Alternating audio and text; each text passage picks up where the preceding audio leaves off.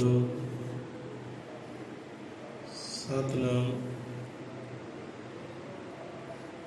सत करतार तू ही निरंकार, तू ही निरंकार। अजर मत्रिकादर्शी श्री गुरु वाल्मीकि भगवान जी महाराज सहाय। सतगुरु ज्ञाननाथ सतगुरु हरिनाथ सतगुरु कीर्तना शब्द गुरु महाराज सब जीवां दे दाता जी अंग संग सहाई होण। सुगुਰਾਂ ਦੇ नाम का आसरा ਲੈਂਦਿਆਂ गुरु भगवान ਨੂੰ ਚੇਤੇ ਕਰਦਿਆਂ ਸੋ ਅੱਜ ਦੀ ਵਿਚਾਰ ਕਥਾ ਕਹਾਣੀ ਆਰੰਭ ਕਰਦੇ ਹਾਂ। बोले सौ निरपै अजर मत्रिकादर्शी सृष्टि करता वाल्मीकि दयावान जी की जय।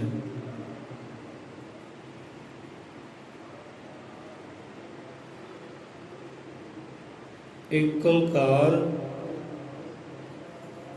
अजर अमर निरंकार।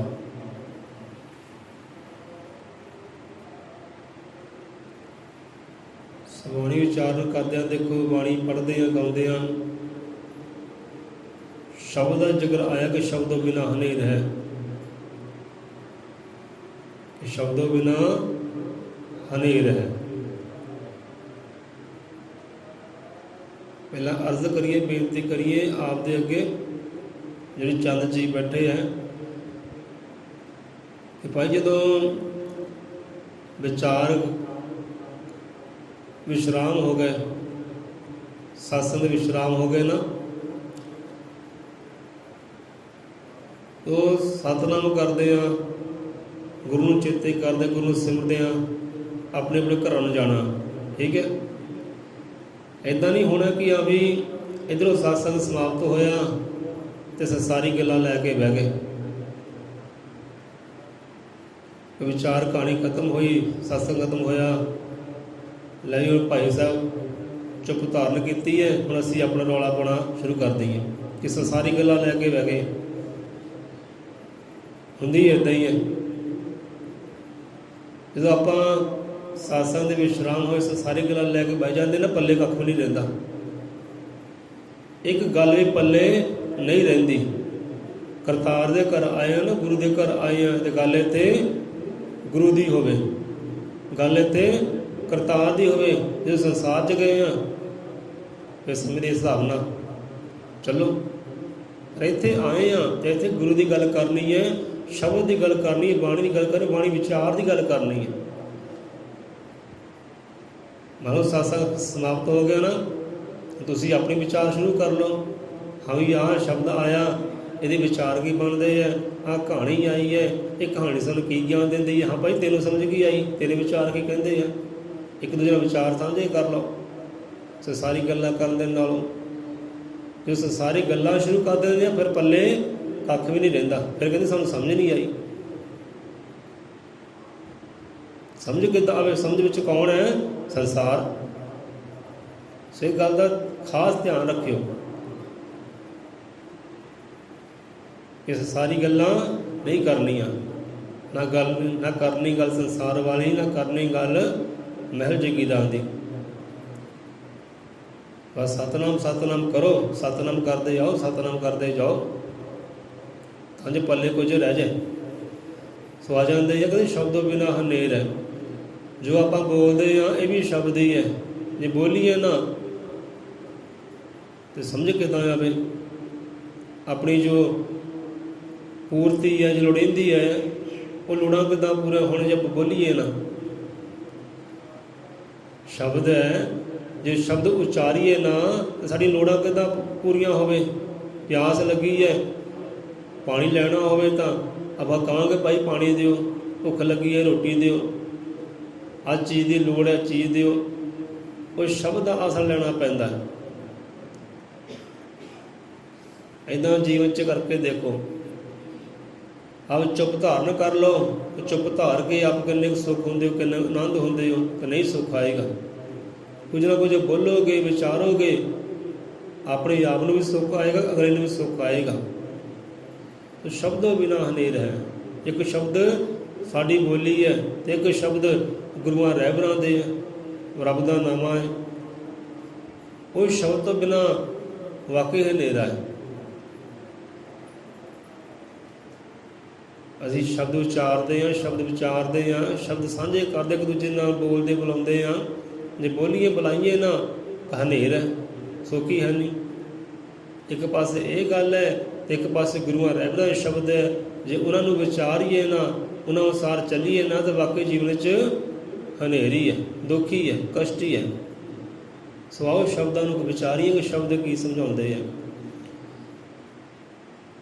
ਏਕ ਓਂਕਾਰ ਅਜ਼ਰ ਅਮਰ ਨਿਰੰਕਾਰ। ਹੁਣ ਇਹ ਸ਼ਬਦ ਕੀ ਸਮਝਾਉਂਦੇ ਆ, ਬਾਣੀ ਕੀ ਸਮਝਾਉਂਦੀ ਹੈ, ਕਰੀਏ ਧਾਰਨ। ਹੁਣ ਇੱਕ ਕੌਣ ਹੈ ਭਾਈ? ਇੱਕ ਕਹਿੰਦੇ ਉਹ ਪਰਮਾਤਮਾ ਹੀ ਹੈ, ਉਹ ਇੱਕ ਓਂਕਾਰ ਹੈ। ਇਹਦੇ ਪਰਮਾਤਮਾ ਭਾਈ ਇੱਕ ਹੈ, ਇੱਕ ਓਂਕਾਰ ਹੈ। ਉਹ ਲੱਖਾਂ ਨਹੀਂ ਹੈ, ਅਰਬਾਂ ਨਹੀਂ ਹੈ, ਖਰਬਾਂ ਨਹੀਂ ਹੈ। ਪਰਮਾਤਮਾ ਇੱਕੋ ਹੀ ਹੈ, ਇੱਕੋ ਹੀ ਹੈ ਪਰਮਾਤਮਾ। ਇਹ ਨਹੀਂ ਕਿ ਅੱਲਾ ਅਲੱਗ ਹੈ, ਗੌੜ ਅਲੱਗ ਹੈ, ਵਾਹਿਗੁਰੂ ਅਲੱਗ ਹੈ, ਰਾਮ ਪ੍ਰਭੂ ਪਰਮੇਸ਼ਰ ਅਲੱਗ ਹੈ। ਇੱਕੋ ਹੀ ਹੈ। ਨਾਵੇਂ ਅਲੱਗ ਅਲੱਗ ਹੋ ਸਕਦੇ ਹੈ, ਪਰ ਹੈ ਉਹ ਇੱਕੋ ਹੀ ਹੈ। ਜਿਵੇਂ ਸਾਨੂੰ ਕੋਈ ਸੋਨੀ ਕਹਿ ਦਿੰਦਾ, ਕੋਈ ਸੋਨੂ ਕਹਿ ਦਿੰਦਾ, ਕੋਈ ਸੰਦੀਪ ਕਹਿ ਦਿੰਦਾ, ਕੋਈ ਦਾਰਾ ਕਹਿ ਦਿੰਦਾ, ਹੈ ਤਾਂ ਇੱਕੋ ਹੀ ਹੈ ਨਾ। ਇੱਦਾਂ ਹੀ ਪਰਮਾਤਮਾ ਇੱਕ ਹੈ, ਉਹ ਇੱਕ ਓਂਕਾਰ ਹੈ। ਪਰਮਾਤਮਾ ਇੱਕ ਹੈ, ਇੱਕ ਓਂਕਾਰ ਹੈ। ਕਹਿੰਦੇ ਇੱਕ ਓਂਕਾਰ ਪਰਮਾਤਮਾ ਇੱਕ ਹੈ ਭਾਈ। ਹੁਣ ਜਿਹੜੇ ਅੱਲਾ ਜਪਦੇ ਹੈ, ਉਹ ਭਗਵਾਨ ਕਹਿ ਕੇ ਰਾਜੀ ਨਹੀਂ ਹੈ। ਕਹਿੰਦੇ ਭਗਵਾਨ ਹੋਰ ਹੈ, ਨਫ਼ਰਤ ਕਰਦੇ, ਘਿਰਣਾ ਕਰਦੇ ਆ। ਨਹੀਂ, ਤੁਹਾਡਾ ਭਗਵਾਨ ਹੋਰ ਹੈ, ਸਾਡਾ ਅੱਲਾ ਕਹਿੰਦੇ ਹੋਰ ਹੈ। ਜਿਹੜੇ ਵਾਹਿਗੁਰੂ ਹੈ, ਭਗਵਾਨ ਕਹਿ ਕੇ ਰਾਜੀ ਨਹੀਂ ਹੈ, ਹਰੀ ਕਹਿ ਕੇ ਰਾਜੀ ਨਹੀਂ ਹੈ। ਤੁਹਾਡਾ ਹਰੀ ਭਾਈ ਹੋਰ ਹੈ। ਇੱਕ ਬਾਣੀ ਵਿੱਚ ਸਾਰਾ ਹੀ ਆਉਂਦਾ ਹੈ। ਗੁਰਬਾਣੀ ਵਿੱਚ ਹਰੀ ਵੀ ਆਉਂਦਾ ਹੈ, ਰਾਮ ਵੀ ਆਉਂਦਾ ਹੈ, ਭਗਵਾਨ ਵੀ ਆਉਂਦਾ ਹੈ, ਅਕਾਲ ਪੁਰਖ ਵੀ ਆਉਂਦਾ ਹੈ, ਪ੍ਰਭੂ ਪਰਮੇਸ਼ਵਰ ਹੀ ਆਉਂਦਾ ਹੈ। ਪੜ੍ਹੀ ਜਾਂਦੇ, ਗਾਈ ਜਾਂਦੇ ਹੈ, ਪਰ ਮੰਨਦੇ ਨਹੀਂ ਹੈ। ਤੇ ਸਾਡਾ ਭਾਈ ਆਹ ਹੀ ਹੈ, ਭਾਈ ਇੱਕੋ ਹੀ ਹੈ। ਨਾਮ ਅਨੇਕ ਹੈ, ਪਰ ਹੈ ਉਹ ਇੱਕ ਹੀ ਹੈ, ਇੱਕ ਓਂਕਾਰ ਹੀ ਹੈ। ਪਰਮਾਤਮਾ ਇੱਕ ਓਂਕਾਰ ਹੈ। ਇੱਕ ਓਂਕਾਰ ਅਜ਼ਰ ਅਮਰ ਨਿਰੰਕਾਰ। ਕਿ ਪਰਮਾਤਮਾ ਕਹਿੰਦੇ ਇੱਕ ਹੈ ਤੇ ਉਹ ਅਜ਼ਰ ਹੈ। ਅਜ਼ਰ ਤੋਂ ਭਾਵ ਕਿ ਉਹਨੂੰ ਕੋਈ ਕੱਟ ਨਹੀਂ ਸਕਦਾ, ਉਹਨੂੰ ਕੋਈ ਵੱਢ ਨਹੀਂ ਸਕਦਾ, ਉਹਨੂੰ ਕੋਈ ਸਾੜ ਨਹੀਂ ਸਕਦਾ, ਉਹਨੂੰ ਕੋਈ ਗਾਲ ਨਹੀਂ ਸਕਦਾ। ਉਹ ਅਜ਼ਰ ਹੈ, ਇਹ ਚੀਜ਼ ਤੋਂ ਅਜ਼ਰ ਹੈ। ਇੱਕ ਓਂਕਾਰ ਅਜ਼ਰ ਅਮਰ, ਤੇ ਭਾਵ ਕਿ ਉਹਨੂੰ ਕੋਈ ਮਾਰ ਨਹੀਂ ਸਕਦਾ, ਹਰ ਵੇਲੇ ਹੀ ਅਮਰ ਹੈ। ਜਾਂ ਪਹਿਲਾਂ ਕੋਈ ਜੀਵ ਹੁੰਦੇ ਸੀ ਨਾ, ਜੀਵਾਂ ਨੇ ਭਗਤੀ ਕੀਤੀ, ਦੇਵੀ ਦੇਵਤਿਆਂ ਨੂੰ ਸਿਮਰਿਆ, ਹਾਂ ਵੀ ਸ਼ਕਤੀ ਦੇ ਭੰਡਾਰ ਹੈ, ਇਹਨਾਂ ਕੋਲ ਸ਼ਕਤੀਆਂ ਲਈਆਂ। ਹੁਣ ਚੇਤਿਆਂ ਸਿਮਰਿਆ, ਹਾਂ ਵੀ ਦੇਵਤਾ ਜੀ ਸਾਨੂੰ ਆ ਵਰਦਾਨ ਦੇ ਦਿਓ ਅਮਰ ਹੋਣ ਦਾ, ਕਿ ਸੰਸਾਰ 'ਤੇ ਅਮਰ ਹੋ ਜਾਈਏ। ਦੇਵਤੇ ਨੇ ਵਰਦਾਨ ਤਾਂ ਦੇ ਦਿੱਤਾ, ਪਰ ਅਮਰ ਨਹੀਂ ਹੋ ਸਕੇ। ਕੁਝ ਨਾ ਕੁਝ ਨੁਕਤਾ, ਕੋਈ ਕੁੰਡੀ ਰੱਖ ਹੀ ਲਈ ਉਹਨਾਂ ਨੇ, ਉਹਨੂੰ ਨਾਸ਼ ਕਰ ਸਕਣ, ਉਹਨੂੰ ਮਾਰ ਸਕਣ। ਉਹਨੂੰ ਕੋਈ ਜੁਗਤੀ ਰੱਖ ਲਈ ਉਹਨਾਂ ਨੇ। ਸੋ ਅਮਰ ਕੋਈ ਨਹੀਂ ਹੈ। ਅਮਰ ਕੌਣ ਹੈ? ਅਮਰ ਉਹ ਪਰਮਾਤਮਾ ਹੀ ਹੈ। ਜਾਂ ਉਹ ਸੰਤ ਰਹਿਬਰ ਗੁਰੂ ਪੀਰ ਹੋਏ ਹੈ, ਉਹ ਸੰਸਾਰ 'ਤੇ ਅਮਰ ਹੈ, ਉਹਨਾਂ ਦੇ ਨਾਮੇ ਚੱਲਦੇ ਹੈ। ਸੋ ਪਰਮਾਤਮਾ ਕਹਿੰਦੇ ਇੱਕ ਹੈ, ਉਹ ਅਜ਼ਰ ਹੈ, ਕੱਢ ਨਹੀਂ ਸਕਦੇ, ਵੱਢ ਨਹੀਂ ਸਕਦੇ, ਅਮਰ ਹੈ ਅਤੇ ਹਰ ਵੇਲੇ ਹੀ ਹਾਜ਼ਰ ਨਾਜ਼ਰ। ਉਹ ਕਦੇ ਮਰਦਾ ਨਹੀਂ ਹੈ, ਉਹ ਜਨਮ ਮਰਨ ਤੋਂ ਪਰੇ ਹੈ। ਉਹ ਪਰਮਾਤਮਾ ਅਮਰ ਹੈ, ਨਿਰੰਕਾਰ ਹੈ। ਹੁਣ ਕਹਿੰਦੇ ਉਹ ਨਿਰਾਕਾਰ ਹੈ, ਉਹਦਾ ਕੋਈ ਕਾਰ ਨਹੀਂ ਹੈ, ਰੰਗ ਨਹੀਂ ਹੈ, ਰੂਪ ਨਹੀਂ ਹੈ।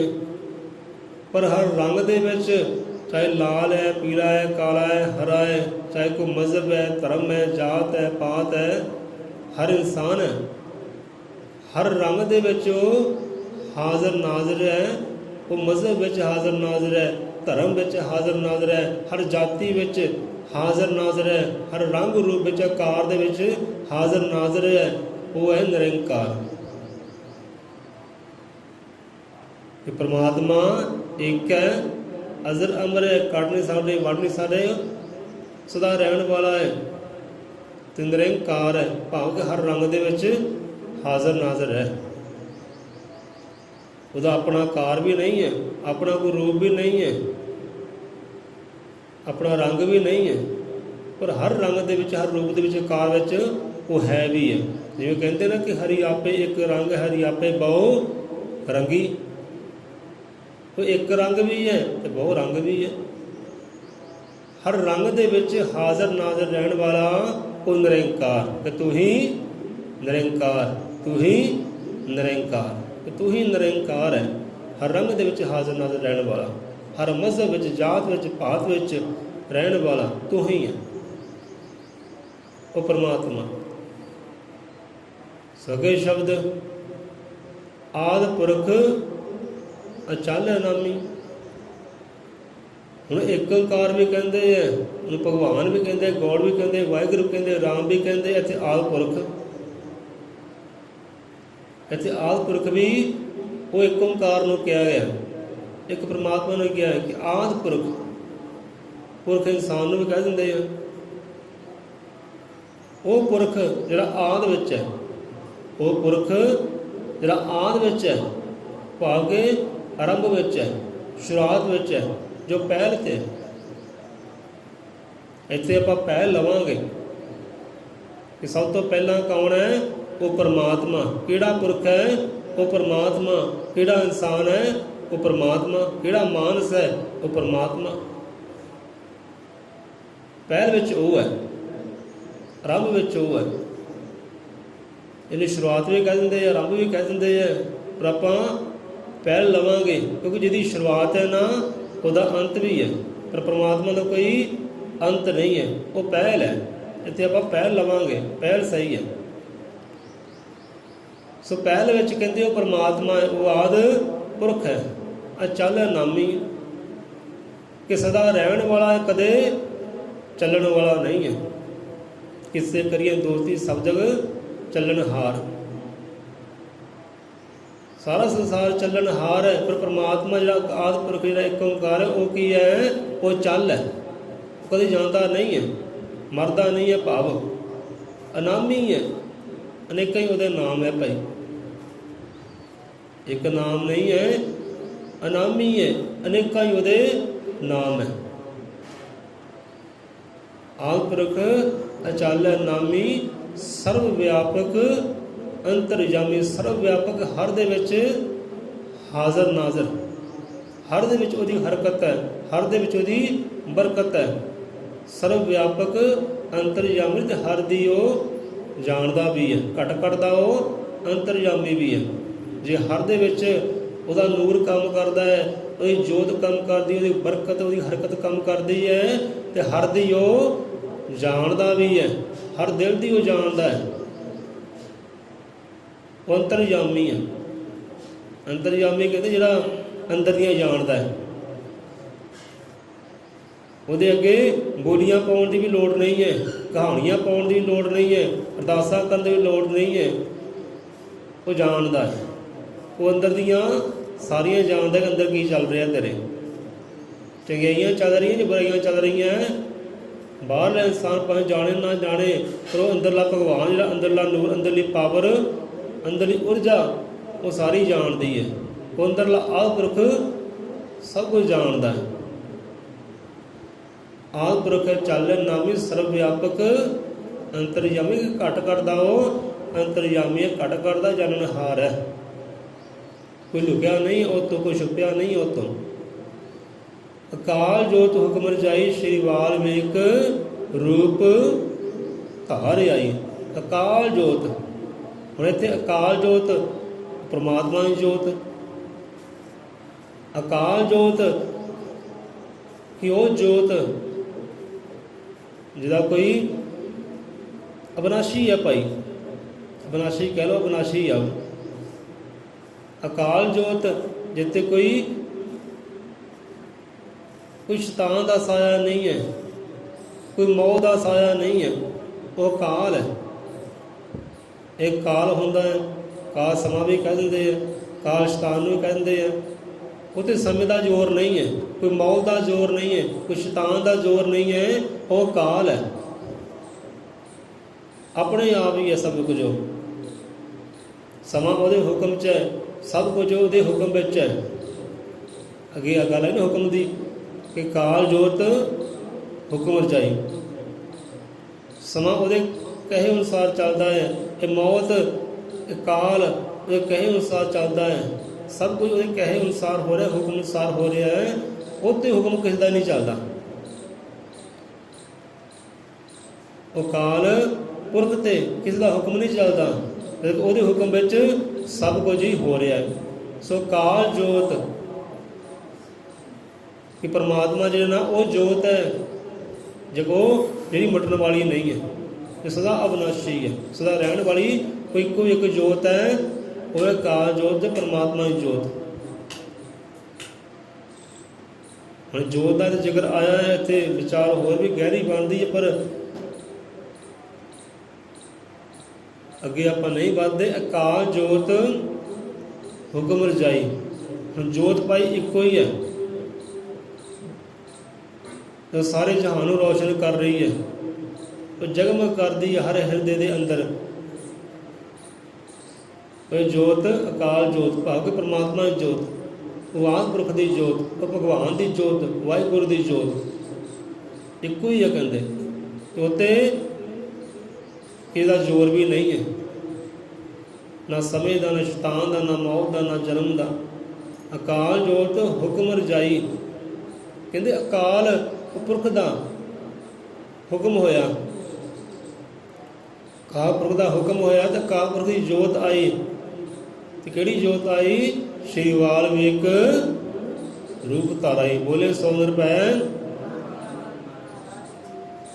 ਕਹਿੰਦੇ ਪਰਮਾਤਮਾ ਦੀ ਰਜ਼ਾ ਹੋਈ, ਪਰਮਾਤਮਾ ਦਾ ਹੁਕਮ ਹੋਇਆ ਕਿ ਆਪ ਉਹ ਜੋਤ ਧਾਰ ਕੇ, ਜੋਤ ਸਰੂਪ ਹੋ ਕੇ ਇਹ ਦੁਨੀਆ ਵਿੱਚ ਆਇਆ। ਅੱਜ ਦੁਨੀਆਦਾਰੀ ਜੋ ਵੀ ਕਹਿੰਦੀ ਹੈ ਨਾ, ਸੋ ਦੁਨੀਆਦਾਰੀ ਦੀਆਂ ਗੱਲਾਂ ਬਾਤਾਂ ਹੈ। ਪਰ ਸਤਿਗੁਰੂ ਕੀ ਕਹਿੰਦੇ ਹੈ? ਆਪਾਂ ਉਹ ਚੀਜ਼ ਨੂੰ ਮੰਨਣਾ ਹੈ। ਗੁਰਬਾਣੀ ਕੀ ਕਹਿੰਦੀ? ਆਪਾਂ ਉਹ ਚੀਜ਼ ਨੂੰ ਮੰਨਣਾ ਹੈ। ਅੱਜ ਫਿਰ ਰੌਲਾ ਪੈ ਗਿਆ ਹੈ, 2-3 ਦਿਨ ਹੋ ਗਏ ਹੈ, ਫਿਰ ਰੌਲਾ ਪੈ ਗਿਆ ਹੈ ਇਸੇ ਚੀਜ਼ 'ਤੇ। ਜਿਹਦਾ ਪਹਿਲਾਂ ਰੌਲੇ ਪੈਂਦੇ ਆਏ ਹੈ ਕਿ ਭਗਵਾਨ ਵਾਲਮੀਕ ਇੱਦਾਂ, ਭਗਵਾਨ ਵਾਲਮੀਕ ਇੱਦਾਂ, ਫਿਰ ਰੌਲਾ ਪੈ ਗਿਆ।